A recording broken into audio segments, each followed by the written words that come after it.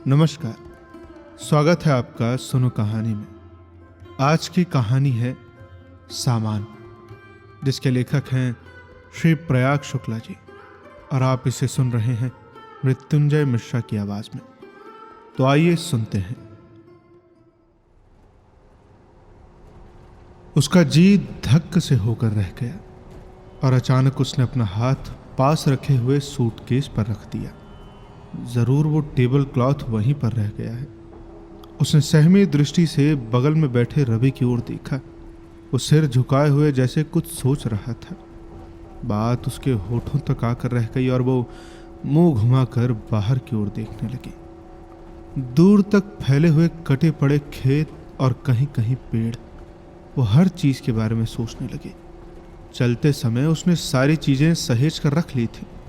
Table cloth समेटकर बराबर खुली रहने वाली अलमारी में रख तो दिया था, पर फिर उसे सूटकेस में रखा था या नहीं, ये उसे याद नहीं आ रहा था।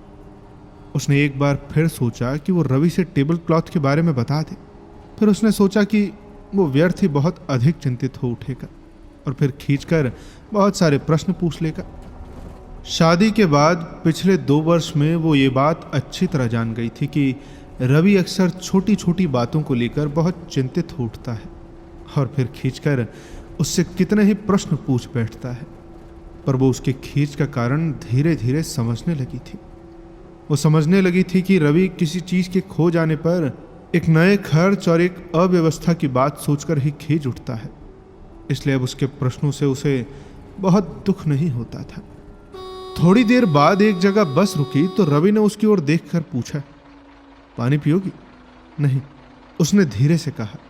हालांकि उसे थोड़ी सी प्यास लगी थी, पर मन में एक तरह की घबराहट भर गई थी और वो बिल्कुल चुपचाप बैठी रहना चाहती थी।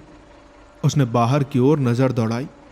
छोटी छोटी कपड़े या अनाज की दुकानें, चबूतरों के ऊपर चारपाइयों पर लेटे हुए लोग, दुकानों के ऊपर कमरों और बरामदों में दिखाई पड़ने वाले चेहरों की ओर देखकर वो हल्के आश्चर्य से भर गई। यहाँ दिन भर धूल सी उड़ा करती है। बसें और लारियां रुकती हैं और बहुत से लोग रात दिन यहीं रहते हैं। बगल से जब एक लॉरी निकल गई तो उसने मुंह भीतर की ओर कर लिया। टूथपेस्ट और ब्रश तक उसने रख लिए थे। टेबल क्लॉथ भी शायद उसने रख लिया था। नहीं, वहीं पर छूट गया। उस कमरे का पूरा दृश्य उसकी आंखों के सामने घूम गया। वो एक बार फिर टेबल क्लॉथ के बारे में सोचने का प्रयत्न करने लगी, पर वो कुछ सोच नहीं पा रही थी।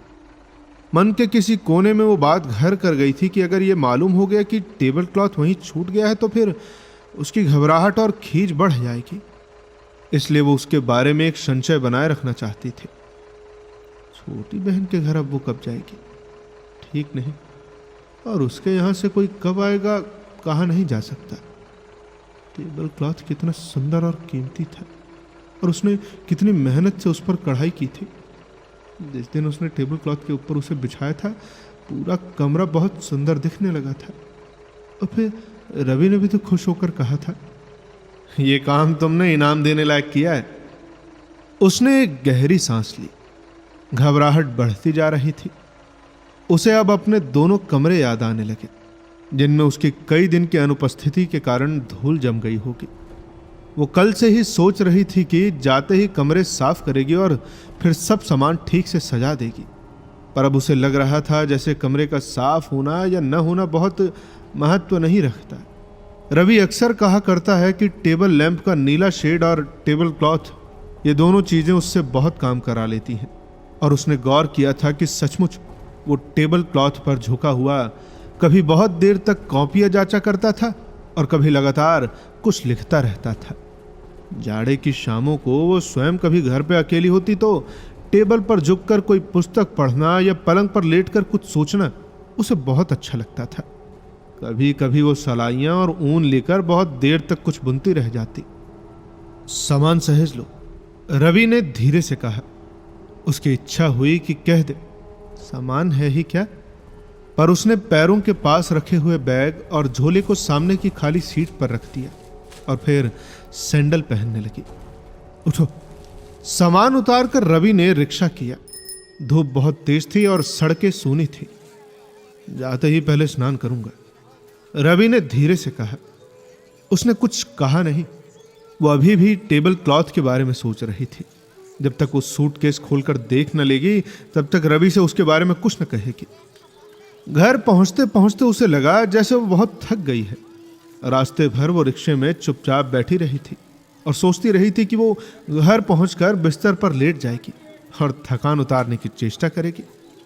वो बिस्तर पर लेटकर तकिए में मुंह छिपा लेगी और रवि अगर टेबल क्लॉथ छोड़ आने के लिए कुछ कहेगा तो फिर पड़े पड़े चुपचाप सुन लेगी।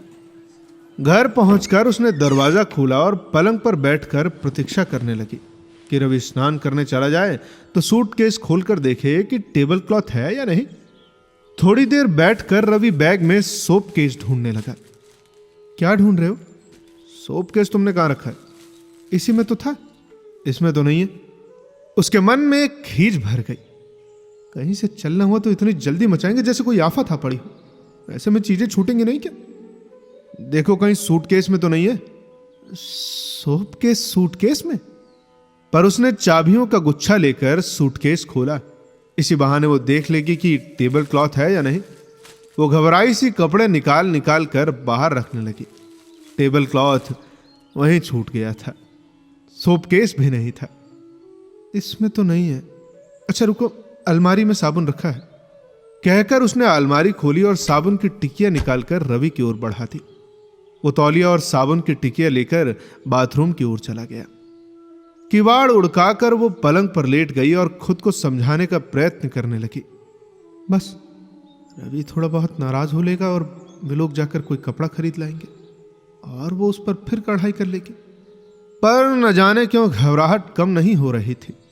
उसने महसूस किया कि रवि के नाराज होने की संभावना का उसे उतना दुख नहीं है जितना टेबल क्लॉथ के छूट जाने का। पलंग के पास ही टेबल पड़ा हुआ था और बिना टेबल क्लॉथ का टेबल उसे बहुत अजीब लग रहा था। और तो और हल्के अंधेरे में पूरा कमरा उसे बहुत सूना सूना और बेतरतीब मालूम पड़ रहा था। रवि स्नान करके लौटा तो उसने पूछा, नहाओगी नहीं? नहा लूंगी, उसने धीरे से कहा। वो टेबल क्लॉथ वहीं पर छूट गया है। वो आगे कहना चाहती थी कि उसने तो मना किया था कि उसे न ले चलो। तुम्हें वहां कौन लिखना पढ़ना है? और फिर किसी के यहां इस तरह की कोई चीज बिछाकर क्या वापस लौटते समय उसे समेट लेना अच्छा लगता है? भाई देखो, मुझे तो हर जगह पढ़ना लिखना रहता है, रवि ने कहा था। वो रवि की ओर देखने लगी कि वो क्या कहता है। ये भी खूब रही भाई, कहकर रवि ने अलमारी से छोटा सा शीशा उठा लिया और बाल संवार कर चेहरा देखने लगा। रवि के हाथ में वो शीशा देखकर उसे याद आया कि करीब 1 महीने पहले किस तरह दीवार पर टंगा हुआ बड़ा सा सुंदर शीशा साफ करते समय उसकी जरा सी असावधानी के कारण गिरकर टूट गया था। और तब रवि कितना खींच उठा था और कई दिन तक उसे बीच बीच में बताता रहा था कि उतना कीमती शीशा फिर खरीद कर लाना बहुत मुश्किल है। शीशे के नीचे कंघा, पाउडर वगैरह रखने की जगह थी और तब कितनी सुविधा होती थी। अब कंघा कहीं पड़ा रहता है और शीशा कहीं। सारी बातें सोचकर उसे लग रहा था जैसे उसमें उठने की शक्ति न बची हो। सहसा उसे इस बात का भान हुआ कि टेबल क्लॉथ छूट जाने की बात सुनकर रवि नाराज नहीं हुआ। शायद वो इस यात्रा से बहुत संतुष्ट है। उन्हें चिट्ठी लिख देंगे कि वो टेबल क्लॉथ भेज दें। नहीं नहीं, जल्दी क्या है, वहां से कोई आएगा तो आ जाएगा, रवि ने कहा। रवि की इस बात को सुनकर उसे लगा जैसे अचानक उसके सिर से बहुत बड़ा बोझ उतर गया है। अच्छा जल्दी से नहाओ तो चाय पी जाए, रवि ने कहा। अभी आई, कहकर वो उठी और कपड़े लेकर बाथरूम की ओर चली गई। नहा धोकर लौटी तो उसमें ताजगी महसूस हो रही थी।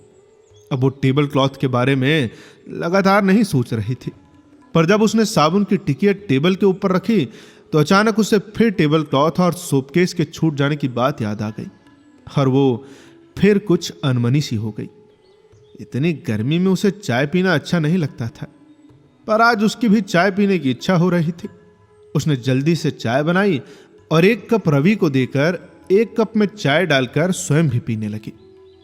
चाय पीते हुए उसने एक बार कमरे में चारों ओर निगाह दौड़ाई। जगह जगह धूल जम गई और छोटी बड़ी चीजें इधर उधर बिखरी थी।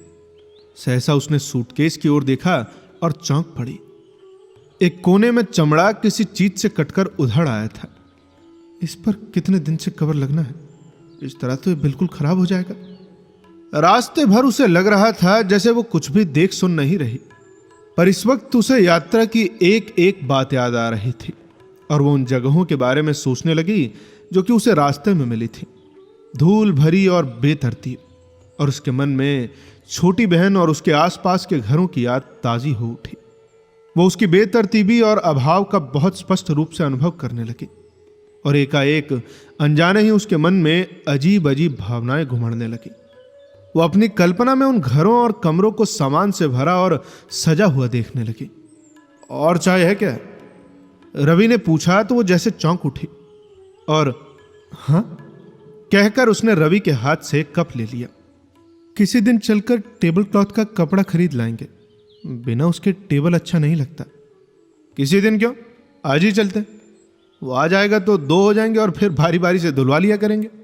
फिर रवि ने हंसते हुए कहा खैर अच्छा ही हुआ कि वो वहां छूट गया, तुमने छोटी बहन को कुछ दिया भी तो नहीं था। अच्छा एक शीशा भी, उसने धीरे से कहा। हाँ हाँ ठीक है, कहकर रवि ने कप रख दिया और आंखें मूंद ली। वो हल्के अंधेरे में कमरे को देखने लगी। आज उसे अपने और दूसरों के अभाव बहुत स्पष्ट नजर आने लगे। उसके मन में फिर वही भावनाएं और कल्पनाएं भर गईं और बहुत से सामान उसकी आंखों के आगे घूमने लगे जिनसे सब कुछ सजा हुआ और सुंदर मालूम हो सकता है। तो ये थी एक छोटी सी कहानी सामान, जिसके लेखक हैं प्रयाग शुक्ल। आप इसे सुन रहे थे मृत्युंजय मिश्रा की आवाज में। यह कहानी आपको कैसी लगी हमें कमेंट करके जरूर बताएं। जल्द ही मिलते हैं आपसे अगली कहानी के साथ। तब तक के लिए सुनते रहिए सुनो कहानी की अन्य कहानियां और अपना ख्याल रखिए। धन्यवाद।